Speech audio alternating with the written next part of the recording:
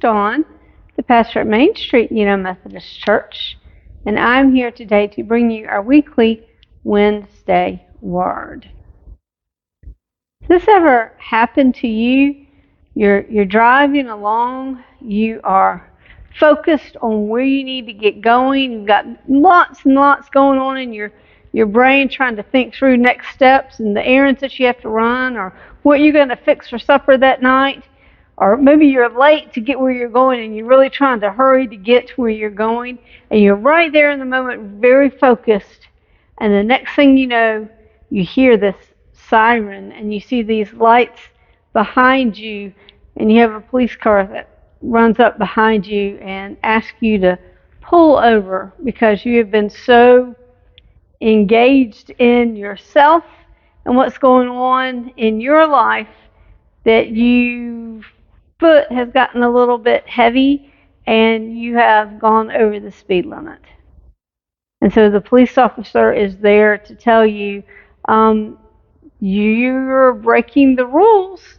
You're going faster than the speed limit allows you to go. That's not a fun experience. And sometimes when we're looking at the speed limits, we're like, why is the speed limit this? I'm a perfectly capable driver. I can go faster than that. And that's when we can get into trouble. Our speed limits are on the roads to help keep us safe, to keep everybody safe. That's why they are there. It's not to be inconvenient or to challenge you to see if you can go faster. But those limits, those speed limits, are marked so that everybody can drive and get where they need to go safely. Sometimes, though, those speed limits are some instructions that we don't like to hear. Rules that we know we're supposed to follow, rules that we know that are for our own good, and yet we don't necessarily want to follow them. You know, when the doctor tells you that you need to look at your diet and maybe you need to cut back on your carbohydrates. That's definitely not an instruction that I like to hear. But sometimes it's what we need to do. The doctor could say, well, okay, you need to go and we need to start walking more or running more or biking or getting more exercise. And that's not the same as sitting in your comfy chair or on your couch and binge watching your favorite shows. Sometimes instructions are difficult to hear, and they can make us cringe when we think about having to follow them.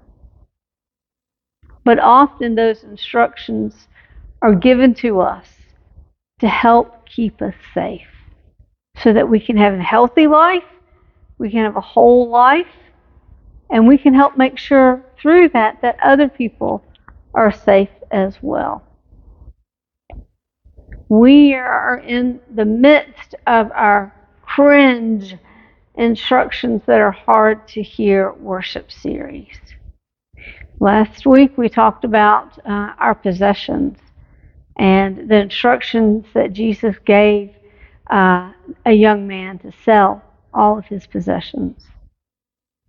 This week we're going to look at what does it mean to be a servant. Go and be a servant. Is that something that we can truly do?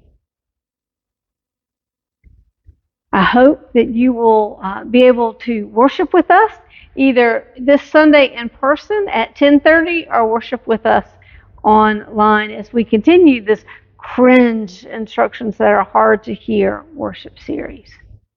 I do want to lift up a couple of announcements. First, to remind you that we are having a potluck supper this Friday night at 6 p.m. and we are welcoming the missionary that we are in covenant relationship with. Her name is Helen, and she's going to come and talk to us about what she's doing in Cambodia, what that mission is about, and hopefully we can explore some new ways that we can be supportive of her and the work that she is doing.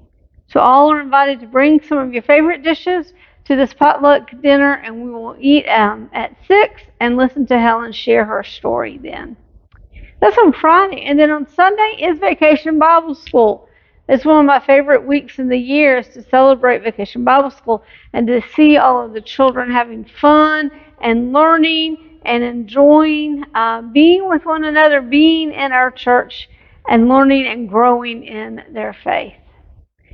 We still have some opportunities to help. If you would like to help, we'd love to have you.